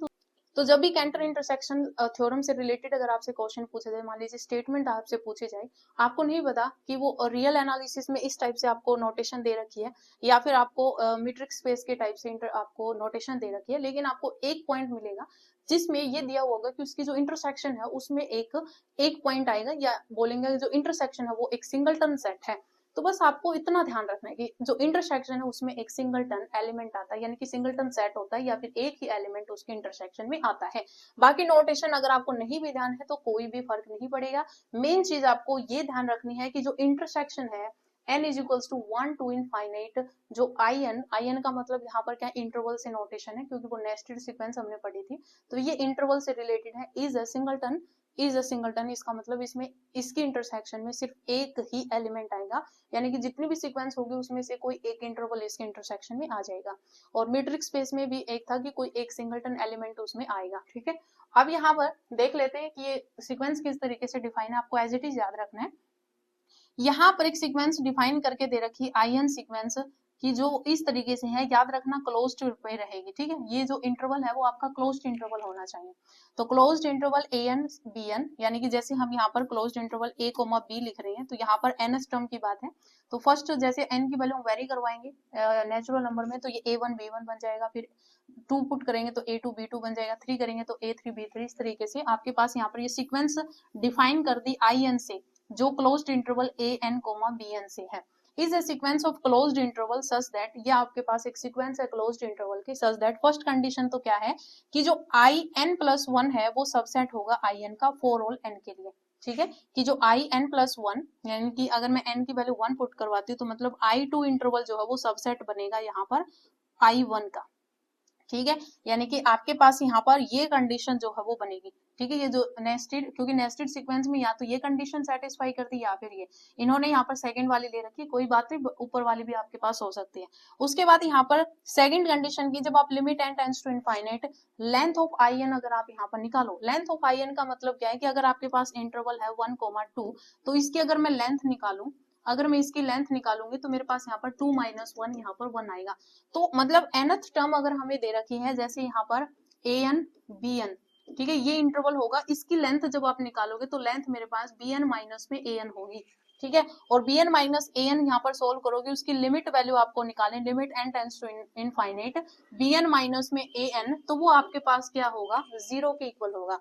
क्या होगा, 0 के इक्वल होगा। तो अगर ये दो कंडीशन आपके पास सेटिस्फाई होती है, कोई भी एक सीक्वेंस हमें दे रखी है जो कि एक नेस्टेड सीक्वेंस है, ये दो कंडीशन सेटिस्फाई होती है, तो देन आपके पास n equals to 1 to infinite I n जो होगा वो आपके पास एक सिंगल टन होगा, कि मतलब आपके पास सिर्फ और सिर्फ एक ही उसके अंदर जो है वो इंटरवल इंटरसेक्शन में आने वाला है। जितने भी यहाँ पर n की वैल्यू वेरी करवाएंगे i1 i2 i3, इस तरीके से जितने भी इंटरवल होंगे इस सीक्वेंस के अंदर, उसकी इंटरसेक्शन करेंगे सभी की, तो उसके अंदर सिर्फ एक सिंगलटन एलिमेंट आने वाला है। तो बस आपको कैंटर इंटरसेक्शन को आपको कंपेयर कर देना है एक सिंगलटन से। तो जब भी आपको एक स्टेटमेंट अगर बना के दे दी जाए तो बस आपको ध्यान रखना है कि जो भी ऑप्शन में सिंगलटन दे रखा है इंटरसेक्शन में वही आंसर होगा, ठीक है। ऐसा तो है नहीं कि दो ऑप्शन में आपको कोई इंटरसेक्शन में सिंगलटन दिखा रखा है, आपको एक में दिखाया हुआ मिलेगा। तो कहीं पर भी आ जाए, मैट्रिक्स स्पेस में भी आ जाए या फिर इसमें भी आ जाए, तो आपको कैंटर इंटरसेक्शन थ्योरम से ध्यान रखना है कि जो इंटरसेक्शन होगी उसमें क्या होगा, सिंगलटन इंटरसेक्शन जो होगी सबकी वो क्या होगी, सिंगलटन होगी, मतलब उसमें कोई एक ही एलिमेंट आएगा इंटरसेक्शन में, ठीक है। उसके बाद देखिए यहाँ पर नेक्स्ट आपके पास आता है लिमिट पॉइंट और क्लस्टर पॉइंट। तो ये हमने पहले भी पढ़ा है, limit point topology of real number में पढ़ा है, टोपोलॉजी इन मैट्रिक्स स्पेस में भी पढ़ा है कि लिमिट पॉइंट क्या होता है। तो लिमिट पॉइंट और क्लस्टर पॉइंट सीक्वेंस में क्या होता है ये अब हम यहाँ पर सीखेंगे। तो देखिए, अगर आपके पास कोई रियल नंबर एल है, कोई रियल नंबर एल है, is said to be a limit point और cluster point of a sequence, कि आपको अगर कोई सीक्वेंस दे रखी है ए एन सीक्वेंस, इस एन सीक्वेंस का हम बोलेंगे लिमिट पॉइंट बोलेंगे, लिमिट पॉइंट या फिर आप क्लस्टर पॉइंट या एक्यूमुलेशन पॉइंट या फिर आप बोल सकते हैं लिमिटिंग पॉइंट, इसके कई नाम होते हैं। तो limit point of n sequence, कि limit point of n sequence L is, ठीक है, L is limit point of n sequence, कि अगर आपके पास कोई एन सीक्वेंस है, इस एन सीक्वेंस के किसी एल नंबर को मैं ये बोल रही हूँ कि वो लिमिट पॉइंट है इस सीक्वेंस एन का, if every neighbourhood of L, यानी कि ये आपके पास एल है, इस एल का नेबरहुड हम बनाएंगे तो एल प्लस एप्सिलन और एल माइनस एप्सिलन, इसका नेबरहुड हमने यहाँ पर बनाया। तो neighbourhood of L contains an infinite number of terms of the given sequence, यानी कि अगर आपको यहाँ पर ये एन सीक्वेंस दे रखी है तो इस एन सीक्वेंस की इनफाइनाइट नंबर ऑफ टर्म्स जो है वो इस एल के नेबरहुड में आनी चाहिए, एल के नेबरहुड में क्या होनी चाहिए। तो अगर आप किसी भी एल पॉइंट को किसी सीक्वेंस का लिमिट पॉइंट बोल रही हो, तो उसका मतलब ये है कि अगर आप उस एल का नेबरहुड बनाते हो, लेफ्ट नेबरहुड, राइट नेबरहुड, यानी कि L plus epsilon L minus epsilon आप इस तरीके से बनाते हो, तो उस सीक्वेंस के इनफाइनाइट नंबर ऑफ टर्म्स जो है वो उस एल के नेबरहुड में आएंगी, नेबरहुड में कंटेन करेंगी। और लिमिट पॉइंट में ये भी होता है कि अगर इनफाइनाइट नंबर ऑफ टर्म्स जो है वो उस एल के नेबरहुड में आती हैं और इनफाइनाइट नंबर ऑफ टर्म्स जो है वो उससे आउटसाइड यानी कि बाहर भी होती है नेबरहुड से, इनफाइनाइट टर्म्स जो है वो आउटसाइड होती है यानी बाहर होती है, ठीक है। तो ये आपके पास लिमिट पॉइंट होता है या फिर क्लस्टर पॉइंट होता है। कहने का मतलब क्या है कि लिमिट पॉइंट एक्चुअल में मैं आपको यहाँ पर बिल्कुल सिंपल में बताती हूँ कि लिमिट पॉइंट होता क्या है। लिमिट पॉइंट जो है लिमिट पॉइंट जो है वो एक आप मान सकते हैं एक जगह होती है, ठीक है। मान लीजिए ये जगह है लिमिट पॉइंट, ठीक है, ये जो है वो एक जगह है। आपके पास ये सीक्वेंस है, इस सीक्वेंस की टर्म आ रही है A1 हो गया, A2 हो गया, इस तरीके से सीक्वेंस आपके पास चल रही है। तो लिमिट पॉइंट क्या होता है? लिमिट पॉइंट होता है कि आपके पास यहाँ पर ये एक कोई जगह है जिसको मैं लिमिट पॉइंट बोल रही हूँ। तो ये जो सीक्वेंस है इसकी टर्म्स आगे आगे चल रही है, बीच बीच में कोई सीक्वेंस इसके पास आ गई, ठीक है, फिर आगे चल रही है, कोई सीक्वेंस इसके पास आ गई, फिर कोई आगे चल रही है सीक्वेंस, फिर कोई एक टर्म आ गई। इस तरीके से कोई एक टर्म जो है वो, यानी कि कुछ टर्म्स जो है वो कुछ टाइम के बाद जो है वो इस पॉइंट पे आ रही हैं, तो वो आपके पास लिमिट पॉइंट होता है उस सीक्वेंस का, ठीक है। तो मतलब कि यहाँ पर इनफाइनाइट नंबर ऑफ टर्म्स जो है वो आउटसाइड होती हैं, इनफाइनाइट नंबर ऑफ टर्म्स जो है वो उस एल पॉइंट को अगर हम लिमिट पॉइंट बोल रहे हैं तो उसके नेबरहुड में आती है, ठीक है। बिल्कुल सिंपल में अगर आप यहाँ पर समझें तो लिमिट पॉइंट एक जगह होती है जहां पर जो सीक्वेंस होती है उस सीक्वेंस की बहुत सारी टर्म्स जो है वो उसके पास आती जाती है। कि जैसे यहाँ पर ये सीक्वेंस चली, जैसे यहाँ पर ये एल जो है ये मैं बोल रही हूँ कि लिमिट पॉइंट है, तो जैसे ये सीक्वेंस चल रही है यहाँ पर एक पॉइंट आया, वो इस एल पे आ गया, ठीक है, लिमिट पॉइंट एल के पास आ गया। फिर ये चल रही है फिर कोई एक पॉइंट आया वो इसके पास आ गया, फिर ये चल रही है एक पॉइंट आ गया, ये चल रही है इस तरीके से। तो मतलब कुछ टाइम के बाद जो है वो कुछ टर्म्स जो है वो इस एल के पास आ रही हैं, तो वो आपके पास लिमिट पॉइंट होता है। और अगर आप यहाँ पर वर्डिंग में मैथमेटिकली समझो तो ये है कि एन सीक्वेंस जो है उसकी इनफाइनाइट नंबर ऑफ टर्म जो है वो किसी एल नंबर के नेबरहुड में कंटेन कर रही है, तो वो एल जो है वो आपका लिमिट पॉइंट हो जाता है उस सीक्वेंस का, ठीक है। उसके बाद में यहाँ पर ये दे रखा है कि l is a limit point of sequence a n for any given epsilon greater 0। वही से नेबरहुड मैंने यहाँ पर ये बना के दे दिया कि ए एन जो है वो बिलोंग करेगा l minus epsilon l plus epsilon for infinite many values of n, यानी कि इस ए एन सीक्वेंस की इनफाइनाइट टर्म्स जो है वो इसके नेबरहुड में लाई करेंगे, ठीक है। तो ये बस आपको यहाँ पर ध्यान रखना है, ये आपके पास लिमिट पॉइंट या क्लस्टर पॉइंट की डेफिनेशन होती है। उसके बाद देखिए नेक्स्ट हमारे पास यहाँ पर रिमार्क्स दे रखा है। ये रिमार्क क्या कह रहा है ये आपको अच्छे से समझने हैं। फर्स्ट रिमार्क कह रहा है कि real number l is not a limit point of a sequence a n if there exist at least one neighbourhood of l which contain only finite number of limit of an।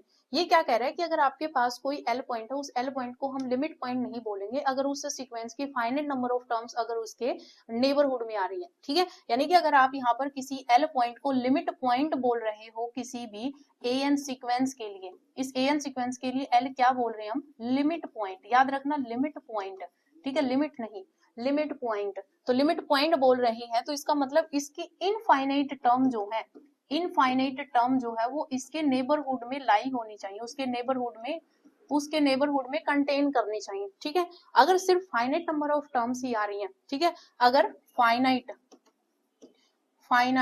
अगर finite term आ रही है, finite term इस sequence की इस neighbourhood में लाई कर रही है, तो वो आपके पास लिमिट पॉइंट नहीं होता है। इनफाइनाइट टर्म्स जो है एन सीक्वेंस की वो उस एल के नेबरहुड में आनी चाहिए, ठीक है, तो वो आपके पास लिमिट पॉइंट बनेगा। तो यही आपके पास फर्स्ट रिमार्क है। सेकंड यहाँ पर डिफरेंस बताया गया है limit of a sequence and limit point of a sequence का, ठीक है। तो लिमिट ऑफ अ सीक्वेंस और limit point of a sequence का डिफरेंस मैं आपको बिल्कुल सिंपल वे से समझा देती हूँ।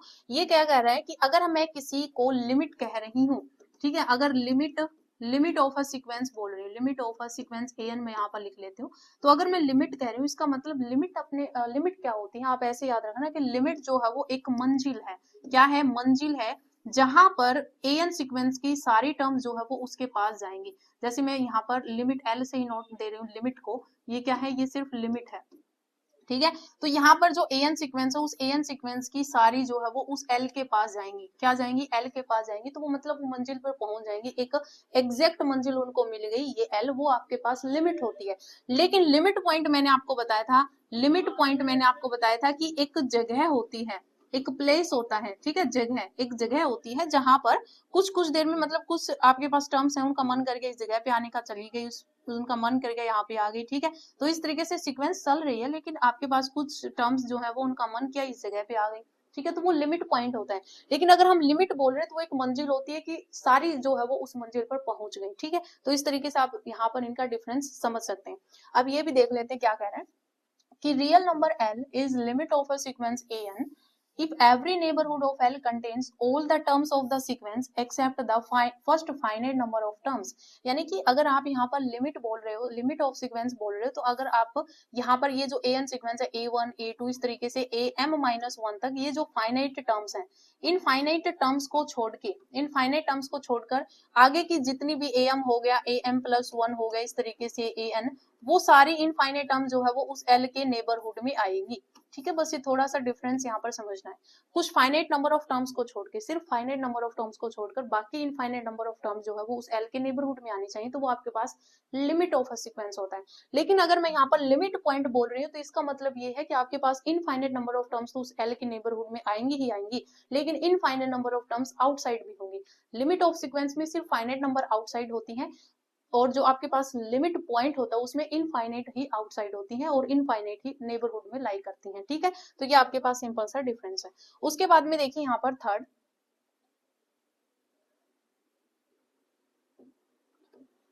यहाँ पर यही लिखा हुआ infinite many terms of the sequence and infinite number of terms of the sequence में लाई आउटसाइड दिस नेबरहुड। ठीक है, यही चीज मैंने आपको बताई है। उसके बाद यहाँ पर थर्ड पॉइंट देख लीजिए। यहाँ पर ये थर्ड पॉइंट क्या कह रहा है कि limit of a sequence is limit point of the sequence, कि अगर आप किसी सीक्वेंस का लिमिट निकाल लेते हो तो वो लिमिट जो है वो लिमिट पॉइंट भी होता है उस सीक्वेंस का। बट अगर लिमिट पॉइंट ऑफ सीक्वेंस है may not be limit of a sequence, तो हम उसको ये नहीं कह रहे कि वो आपके पास लिमिट भी होगा सीक्वेंस का। यानी कि अगर लिमिट है तो वो लिमिट पॉइंट भी होगा, लेकिन लिमिट पॉइंट है तो वो लिमिट हो जरूरी नहीं। जैसे मैंने यहाँ पर एक सीक्वेंस ली, जैसे मैं सीक्वेंस ले रही हूँ 0 1 2, फिर मेरे पास 0 1 2, इस तरीके से ये सीक्वेंस मेरे पास है। अब अगर मैं इस सीक्वेंस का लिमिट पॉइंट निकालूं, लिमिट पॉइंट, तो एक चीज याद रखना, इस टाइप से अगर जब आपको कोई भी सीक्वेंस दे रखी है, कोई नंबर अगर आपको बार बार दिख रहा है, अपीयर हो रहा है, तो उसका मतलब वही उसके लिमिट पॉइंट है। तो इसके लिमिट पॉइंट 0 1 और 2 है।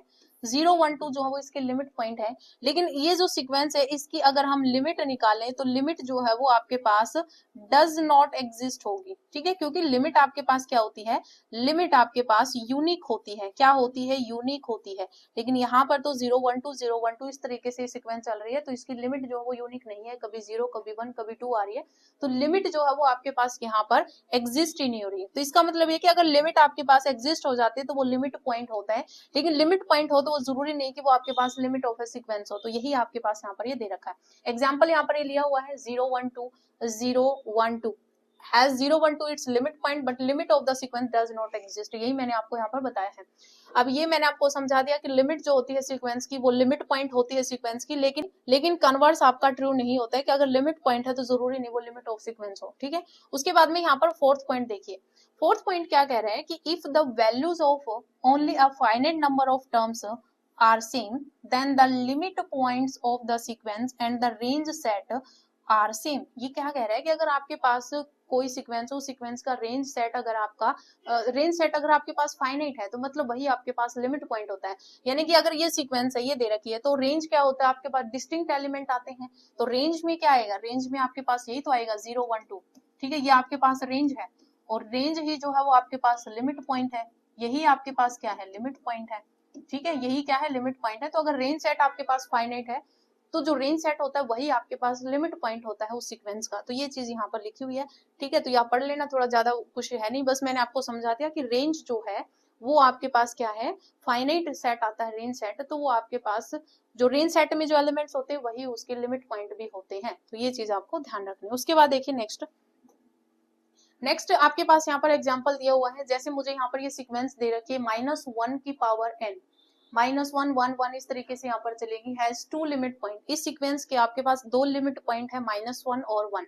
तो जब भी आपको इस टाइप से कोई भी सीक्वेंस दे रखी है, कोई नंबर अगर आपको बार बार दिख रहा है कि ये बार बार आ रहा है, तो वही उसका लिमिट पॉइंट होता है, ये ध्यान रखना। ठीक है, तो इसका -1 और 1 जो है ये क्या है, लिमिट पॉइंट है। बट आपको पता है ये सीक्वेंस, ये अगर हम इसकी लिमिट चेक करें तो लिमिट आपके पास एग्जिस्ट नहीं होती है, क्योंकि ये ऑसिलेट सीक्वेंस है। अगर आपके पास कोई सीक्वेंस कन्वर्ज करी, उसका मतलब लिमिट पॉइंट ही चेक करते हैं, तो लिमिट अगर फाइनाइट आती है तभी तो हम कहते हैं कि वो ऑसिलेट, वो कन्वर्ज कर रही है, या फिर वो सीक्वेंस डाइवर्ज कर रही है। ठीक है, लेकिन इसके लिमिट पॉइंट -1 और 1 है, लेकिन limit of the sequence does not exist, इसकी भी लिमिट आपके पास एग्जिस्ट नहीं होती है। ठीक है, उसके बाद में यहाँ पर दे रखा है 1 प्लस में -1 की पावर n, यानी कि 1 प्लस -1 की पावर n, ये सीक्वेंस बना के दे दी।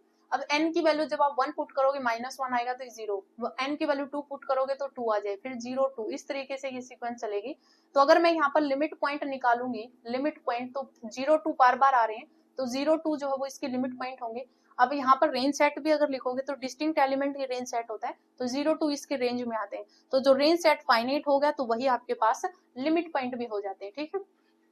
और इस सीक्वेंस की लिमिट निकालेंगे तो वो आपके पास डज नॉट एग्जिस्ट होगी, ठीक है, क्योंकि लिमिट होने के लिए आपके पास वैल्यू यूनिक होनी चाहिए। यहाँ पर 0 2 0 2, कभी 0 कभी 2, कभी 0 कभी 2 आ रही है। अगर n आप यहाँ पर ओड लेते हो तो 0 आ रहा है, ओड अगर इवन लेते हो तो वो आपके पास यहाँ पर 2 आ रहा है, ठीक है। यहाँ पर लिमिट जो है वो यूनिक नहीं आ रही, ठीक है। इवन पे 2 आ रहा है, ओड पे 0 आ रहा है, ठीक है। उसके यहाँ पर थर्ड क्या कह रहा है कि each of the sequence 1/n cube 1/3 raise the power n 1/n square has only 0 as its limit point. तो इनका लिमिट पॉइंट निकालोगे तो n टेंड्स टू इनफाइनाइट करोगे 0 ही आएगा। तो ये आपके पास यहाँ पर क्या होगा, इनका जो लिमिट पॉइंट है वो सिर्फ और सिर्फ क्या है, एक ही पॉइंट है जो 0 है। उसके बाद में यहाँ पर फोर्थ दे रखा है कि नन ऑफ सीक्वेंस, जैसे n स्क्वायर हो गया, n हो गया, -n हो गया, -n क्यूब हो गया, हैज अ लिमिट पॉइंट, कि यानी कि इनके पास कोई भी लिमिट पॉइंट नहीं है, ठीक है, क्योंकि n टेंड्स टू इन्फिनिटी करवाओगे तो यहाँ पर इन्फिनिटी है, infinity minus infinity minus infinity, तो इसका कोई लिमिट पॉइंट एग्जिस्ट ही नहीं करेगा, ठीक है। उसके बाद देखिए यहाँ पर ये थ्योरम क्या कहती है कि if limit n tends to infinite an equals to l, यानी कि अगर हमने यहाँ पर लिमिट चेक की an सीक्वेंस की, वो हमारे पास l आ गई, then L is the unique limit point. ये L जो है वो हमारे पास क्या होगा, यूनिक लिमिट पॉइंट होगा उस सीक्वेंस an का, ठीक है, यूनिक लिमिट पॉइंट होगा उस सीक्वेंस का। कि आपने कोई सीक्वेंस है, उस सीक्वेंस की अगर आपने लिमिट चेक की, लिमिट वैल्यू आपके पास L आ गई, तो वो L और कुछ नहीं, वो उस सीक्वेंस का लिमिट पॉइंट है, ठीक है। यानी कि जो अगर convergent sequence has a unique limit point, ये इंपॉर्टेंट है, ये नोट कर लेना कि जो कन्वर्जेंट सीक्वेंस होती है, कन्वर्जेंट सीक्वेंस अगर आपको दे रखी है तो उसके पास यूनिक लिमिट होती है। लेकिन कन्वर्स इसका ट्रू नहीं होता है कि अगर आपके पास कोई सीक्वेंस है, उस सीक्वेंस का लिमिट पॉइंट यूनिक है, लिमिट पॉइंट जो है वो क्या है, यूनिक है, तो वो जरूरी नहीं कि वो कन्वर्जेंट हो।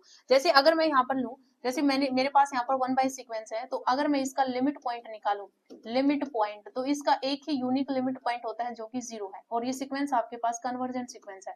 तो ये कन्वर्जेंट सीक्वेंस है, लिमिट पॉइंट आपके पास यहाँ पर 0 है। लेकिन ऑलवेज ट्रू नहीं होता है कि अगर आपके पास कोई सीक्वेंस, उसका अगर लिमिट पॉइंट यूनिक है तो वो सीक्वेंस आपके पास कन्वर्जेंट हो। जैसे मैंने यहाँ पर एक an सीक्वेंस ली, ये an सीक्वेंस इस तरीके से है कि इफ n इज ओड, कि अगर मैं n की वैल्यू ओड ले रही हूँ तो मेरे पास n वैल्यू दे रहा है, और अगर इफ n इज इवन, अगर मैं n इवन ले रही हूँ तो वो मेरे पास 1/n है।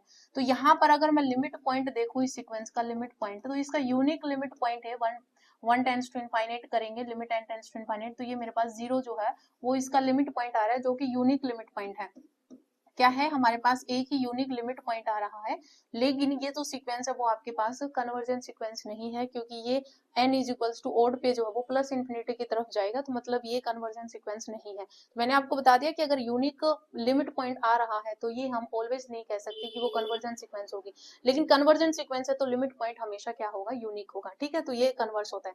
उसके बाद में यहाँ पर नेक्स्ट आपके पास है बोल्जानो-विस्टास थ्योरम, ये आपके पास इंपॉर्टेंट है, आपको ध्यान रखना है। ये क्या कह रहा है कि every bounded sequence has a limit point, कि अगर आपके पास कोई भी बाउंडेड सीक्वेंस है तो उसका लिमिट पॉइंट होता है। जैसे 1/n जो ये आपके पास बाउंडेड है, 0 और 1 से आपके पास बाउंड हो जाती है, तो ये आपके पास लिमिट पॉइंट है इसका 0। तो ये कह रहा है कि अगर कोई भी बाउंडेड सीक्वेंस है तो उसका लिमिट पॉइंट होता है। Every bounded sequence has a cluster point, cluster point, limiting point, या फिर आपके पास एक्यूमुलेशन पॉइंट, यही होता है लिमिट पॉइंट, ठीक है। उसके बाद में एक रोलरी क्या कह रही है, ये आपके पास इंपॉर्टेंट है। ये क्या कह रहे हैं कि if S is a compact set, compact set मैंने आपको टोपोलॉजी में पढ़ाया था, जो क्लोज्ड और बाउंडेड होता है वो कॉम्पैक्ट होता है। Then every sequence in S, कि जो सीक्वेंस में, then every sequence in S, तो S में अगर आप कोई भी सीक्वेंस बना रहे हो, has a limit point in S, तो उसका जो लिमिट पॉइंट होगा वो भी उस S सेट में होगा, यानी कि कॉम्पैक्ट सेट में ही आएगा। कि अगर S आपके पास कोई कॉम्पैक्ट सेट है, जो कॉम्पैक्ट सेट का मतलब क्या है कि वो क्लोज्ड एंड बाउंडेड है, तो अगर आप यहाँ पर कोई भी सीक्वेंस बनाते हो उस S सेट से लेकर, उस S सेट से आप कोई भी सीक्वेंस बनाते हो, तो उसका जो लिमिट पॉइंट होगा वो भी उस S सेट का ही एलिमेंट आएगा, ठीक है। उसके बाद में देखिए यहाँ पर नेक्स्ट बात, देखिए यहाँ पर ये नोट क्या कह रहा है कि अगर आपके पास कोई अनबाउंडेड सीक्वेंस है, कि कोई भी अगर अनबाउंडेड सीक्वेंस है, तो उस अनबाउंडेड सीक्वेंस के पास लिमिट पॉइंट हो भी सकता है, नहीं भी हो सकता है। जैसे अगर हम यहाँ पर लिमिट पॉइंट n स्क्वायर की अगर हम बात करें, तो ये आपके पास एक अनबाउंडेड सीक्वेंस और इसके पास कोई भी लिमिट पॉइंट नहीं होता है। उसके बाद देखिए यहाँ पर नेक्स्ट आपके पास आता है Kosi general principle of convergence. ये भी आपके पास इंपॉर्टेंट स्टेटमेंट है, आपको ध्यान रखना है कि अगर आपके पास कोई भी सीक्वेंस है और वो सीक्वेंस कन्वर्ज है, तो वो अगर कोसी सीक्वेंस कन्वर्ज है तो इफ एंड ओनली इफ की कंडीशन होती है कि वो आपके पास कोसी सीक्वेंस होती है। ठीक है, कि अगर आपके पास कोई सीक्वेंस कन्वर्जेस है तो if and only if it is a Kosi sequence, यानी कि अगर सीक्वेंस आपके पास कन्वर्ज है, कन्वर्जेस सीक्वेंस है, तो वो आपके पास कोसी सीक्वेंस होती है। क्या होती है? कोसी सीक्वेंस होती है। और अगर कोसी सीक्वेंस है तो वो सीक्वेंस आपके पास कन्वर्जेंट सीक्वेंस होगी। सेकंड यहाँ पर दे रखा है कि अगर कोई sequence an converges if and only for each epsilon greater 0 there exists a positive integer m such that an minus am का mod less than epsilon for all n greater is equals to m के लिए।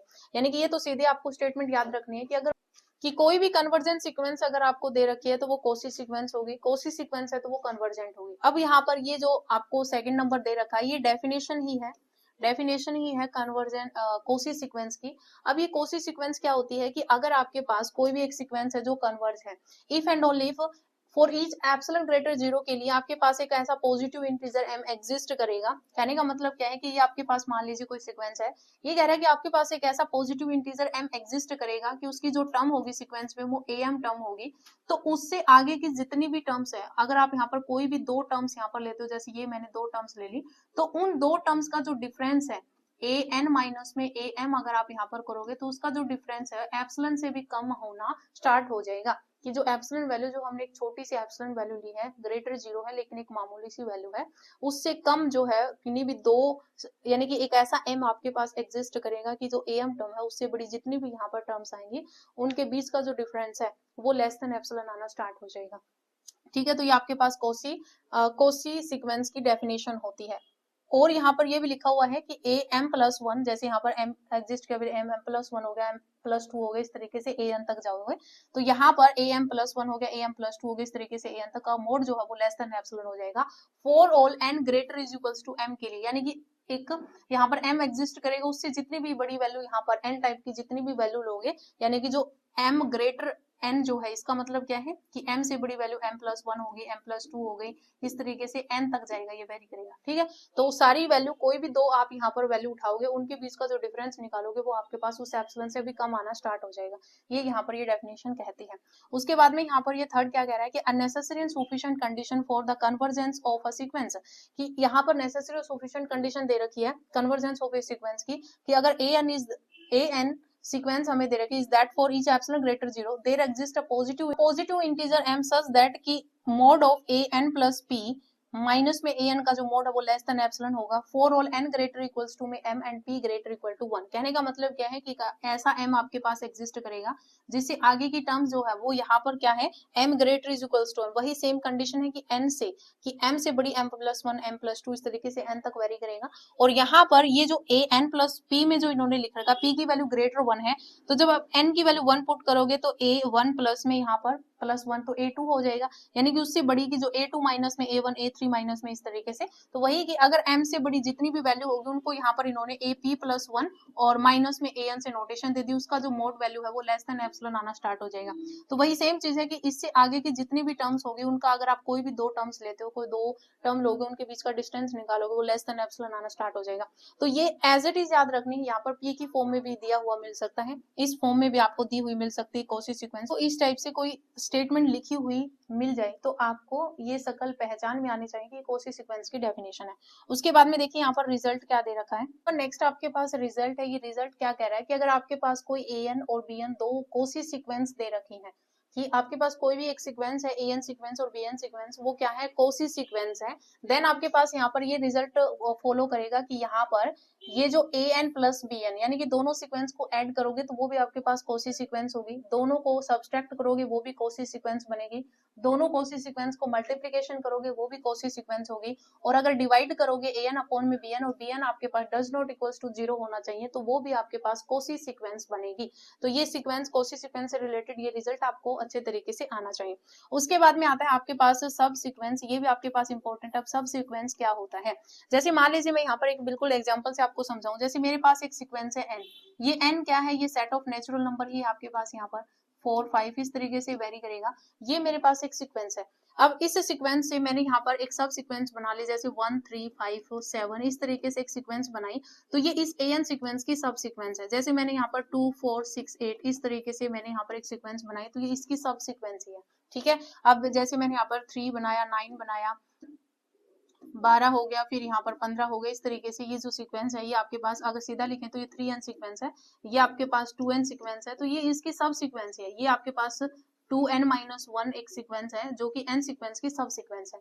ठीक है, तो अगर आपके पास कोई भी an सीक्वेंस हमें दे रखी है, if nk is a strictly increasing sequence, कि आपके पास ये जो nk जो सीक्वेंस है आपके पास एक स्ट्रिक्टली इंक्रीजिंग सीक्वेंस है of natural number such that n1 less than n2 less than n3 इस तरीके से सीक्वेंस चल रही है, then ank is called a subsequence of an। तो ये बस आपको याद रखना है कि इस तरीके से नोटेशन दे रखी है। तो ank जो है वो क्या होगा, जो ank जो है ये आपके पास ये जो सीक्वेंस है उसकी सब सीक्वेंस होगी। ठीक है, जैसे मैंने आपको यहाँ पर समझा दिया कि सब सीक्वेंस होती क्या है।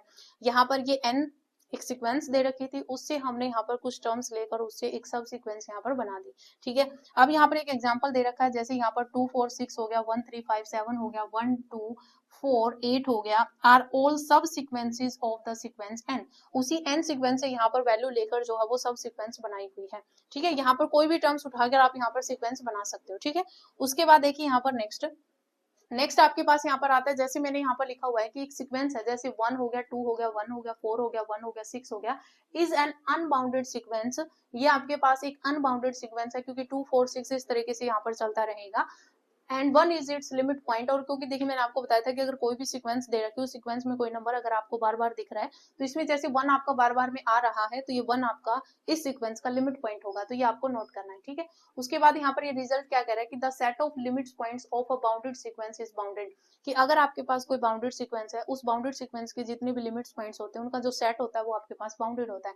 अब आपको पता है कि अगर आपके पास कोई सीक्वेंस है उसका लिमिट पॉइंट निकालते हो, लिमिट पॉइंट का सेट मैंने आपको टोपोलॉजी ऑफ रियल नंबर में पढ़ाया था कि लिमिट पॉइंट का सेट आपके पास डेराइव्ड सेट होता है, और डेराइव्ड सेट आपके पास यहाँ पर कि बाउंडेड सीक्वेंस का अगर आपके पास लिमिट पॉइंट का सेट है यानी कि डेराइव्ड सेट है तो वो बाउंडेड ही होगा। ठीक है, तो अगर बाउंडेड सीक्वेंस है तो उसका अगर आप लिमिट पॉइंट का सेट बनाओगे तो वो भी बाउंडेड होगा, तो ये रिजल्ट आपको ध्यान रखना। उसके बाद में कोसी सीक्वेंसेस आ गई, वही सेम आपके पास यहाँ पर ये डेफिनेशन ही है, आपको एज इट इज याद रखनी है कोसी सीक्वेंस की, कि अगर an आपके पास कोई सीक्वेंस है set to be Cauchy sequence for given epsilon greater 0 there exist a positive integer m such that, वही सेम है कि an माइनस am का मोड लेस देन एप्सिलॉन होगा for all n greater equal to m के लिए।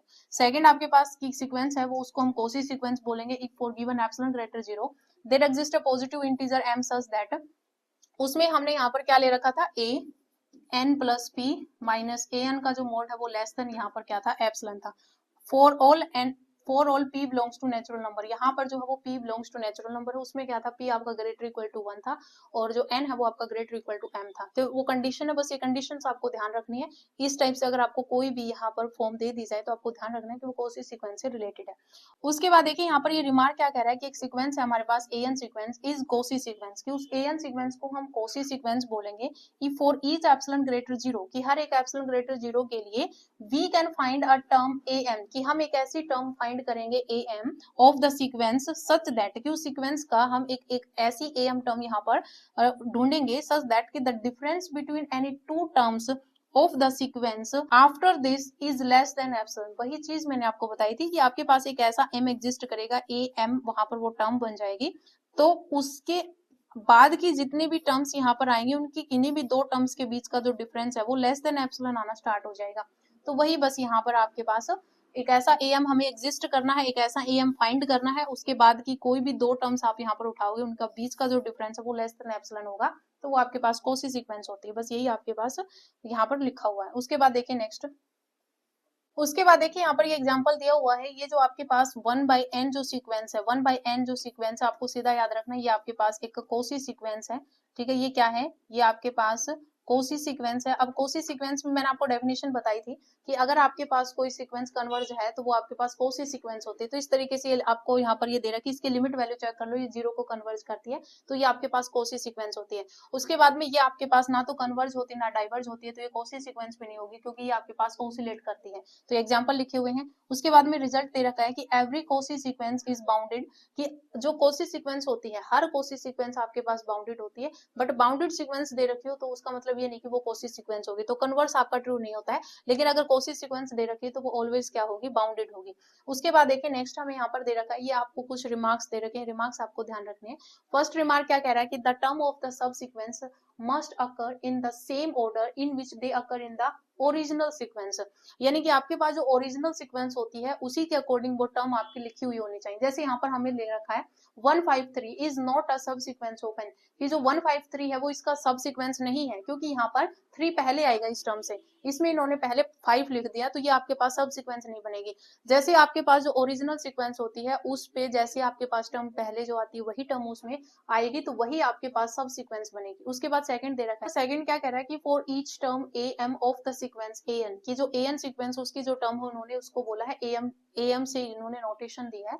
तो an sequence की जो टर्म है, जो सारी am टाइप की जो टर्म्स है, there is a term of the sub sequence, वो अगर सब सीक्वेंस की टर्म अगर आपके पास आ रही है तो फॉलोइंग इट, इसका मतलब क्या है, जैसे मैंने आपको यहाँ पर बताया कि ये आपके पास एक सीक्वेंस है an सीक्वेंस, इसकी जो टर्म है वो am टाइप से यहाँ पर सारी है, तो ये जैसे रूल को फॉलो कर रही है कि जैसे पहले 1 आ रहा है, फिर 2 आ रहा है, फिर 3 आ रहा है, 3 के बाद में ही जैसे यहाँ पर 5 आ रहा है, तो सब सीक्वेंस बनाओगे तो 3 के बाद में ही 5 आएगा, 1 3 5। ऐसा नहीं कि आप 1 5 3 लिखोगे, ऐसा नहीं होगा, ऐसे आप इस तरीके से आप उसको सब सीक्वेंस नहीं बोल सकते। ठीक है, सेम रूल फॉलो करेगा, जैसे जो टर्म आपके पास पहले आ रही है वो नंबर पहले आएगा, बाद में आ रहा है वो बाद में आएगा, सेम एज इट इज इसी तरीके से रूल को फॉलो करेगा। उसके बाद में थर्ड कह रहा है कि एवरी सीक्वेंस इज ऑल्सो सब सीक्वेंस ऑफ इटसेल्फ, कि अगर आपके पास कोई भी सीक्वेंस है, जैसे हम सेट में पढ़ते हैं कि हर एक सेट अपने आप का सबसेट होता है, तो वो आपके पास सेम है कि अगर आपके पास कोई भी सीक्वेंस है वो सीक्वेंस खुद जो है वो अपने आप की सब सीक्वेंस होती है।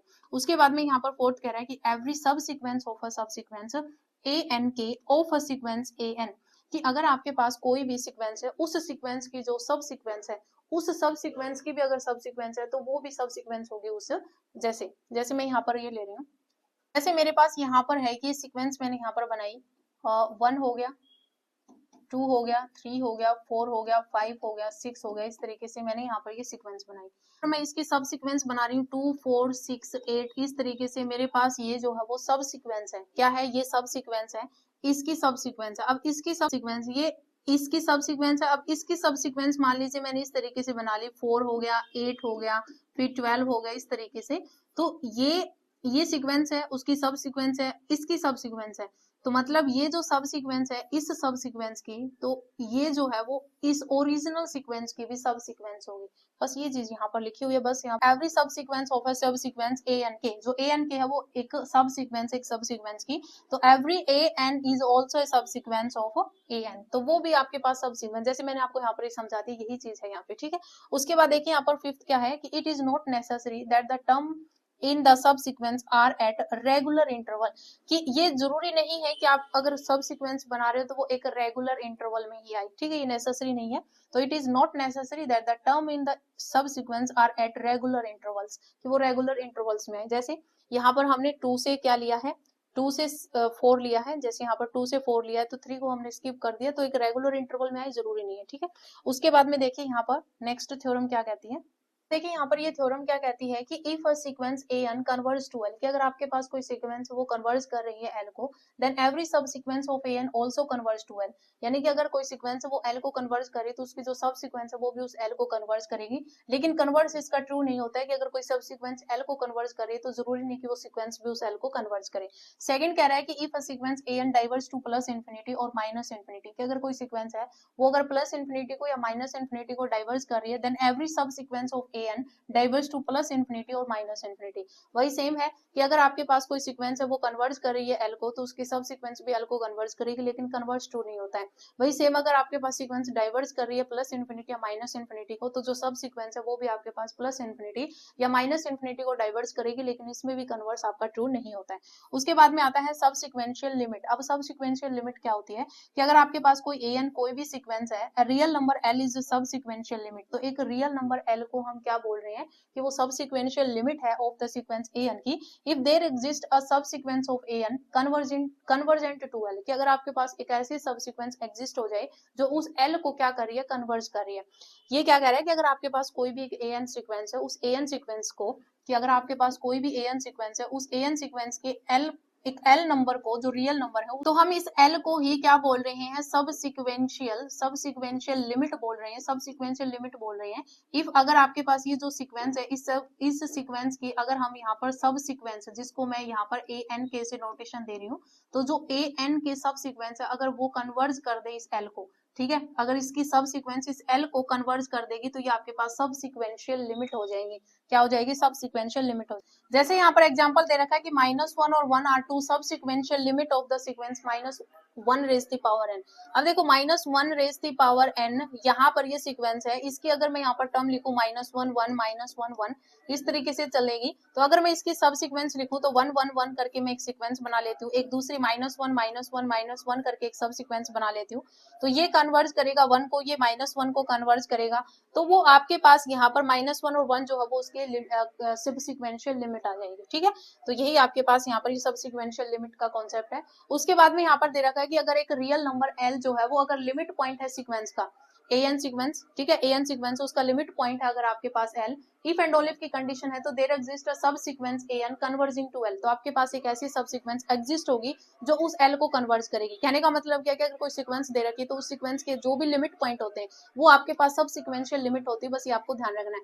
उसके बाद दे रखे करोलरी की every bounded sequence has a convergent सब सीक्वेंस। ये 2025 के पीवाईक्यू में ये रिजल्ट आपको पूछा हुआ है, ठीक है, 6 नवंबर की शिफ्ट, ठीक है, 6/11/2025 की जो शिफ्ट है उसमें ये आपके पास आया हुआ है कि every bounded sequence has a convergent सब सीक्वेंस, की जो पास कोई भी बाउंडेड सीक्वेंस है, हर एक बाउंडेड सीक्वेंस के पास जो है वो आपके पास कन्वर्जेंट सब सीक्वेंस होती है। ठीक है, तो ये रिजल्ट पूछा हुआ है।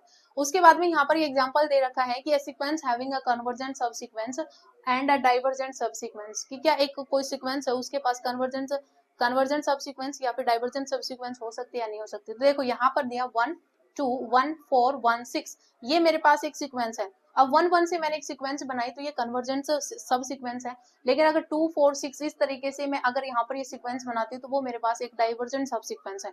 तो अगर आपके पास कोई भी सीक्वेंस है तो उसकी उस सीक्वेंस की अगर आप सब सीक्वेंस बनाते हैं तो कोई कन्वर्ज भी कर सकते हो, डाइवर्ज भी हो सकती है। ठीक है, तो ये दोनों कंडीशन आपके पास होती है। तो ये आपका यहाँ पर कंप्लीट चैप्टर हो जाता है सीक्वेंस का। तो अगर आपको ये वीडियो पसंद आई हो तो वीडियो को लाइक शेयर जरूर करना। नेक्स्ट वीडियो इसके MCQ वीडियो में लेके आऊंगी। तो आज इस वीडियो में इतना ही, मिलते हैं नई वीडियो के साथ। धन्यवाद।